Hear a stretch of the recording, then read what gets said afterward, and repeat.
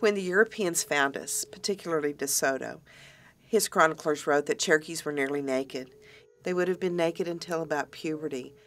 And in almost every research reference, it says Cherokees were nearly naked because our men only wore breechcloths and our women only wore wraparound skirts.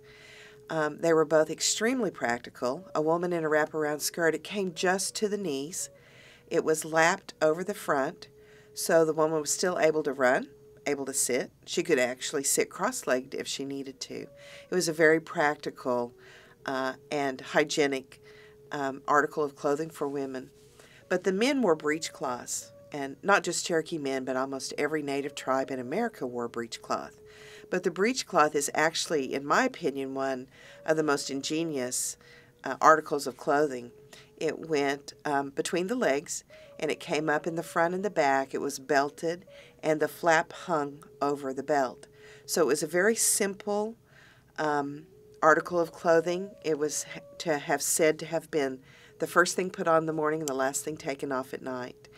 And so that's what our men wore. And they wore that breechcloth in the Aboriginal times or pre-contact until well into the 1800s. Cherokee clothing was either made from plant or animal. That's all that we had available to us, and we were very creative. Our women were extreme weavers, and we had plant fibers. We often say our clothing came from mulberry bark, but it wasn't actually the bark. It was the interior portion of the mulberry tree that was taken out, pounded into fibers, rolled on the leg, and then woven into skirts, mantles, which were coats or blankets worn over the shoulder, and that was fiber. When the Spaniards found us, they wrote in their journals that it was as fine fabric as that they had ever seen.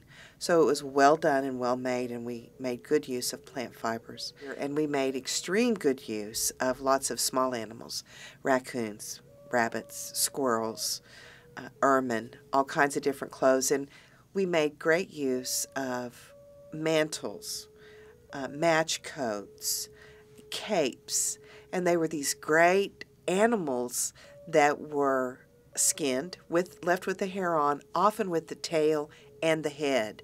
So you can see bears, you can see, it was noted that when De Soto came, he was met by a woman, and she had a panther robe on with the panther head on and the tail dragging behind her, and ropes and ropes of sea pearls. And so she must have looked so elegant and so beautiful. But you can see that we did use bears and animals to cover ourselves with. Not only were they our coats in the winter, they were also our bedding. So we slept on them, we covered with them, and made good use of them. We also made extreme good use of bird feathers, and which makes extreme sense to me. They're lightweight, they're warm, and they're waterproof. So they were taken off and put on a netting or to make a cape and draped around, sometimes around the neck, sometimes over one shoulder. Sometimes they were long to the ground. They could be knee length, they could be elbow length. But we had these beautiful capes, and before the days of the preservation of wild birds, they had access to a multitude of colorful, beautiful birds. And I think the aesthetic look of those capes must have been just stunningly beautiful because they were able to use all these colors and all these bird feathers, and I'm sure that they made them into different designs and to make these capes extremely nice. So Aboriginal clothing was very simple yet elegant. It was practical. It made the best use of the materials we had, and we had an aesthetic sense to make them beautiful.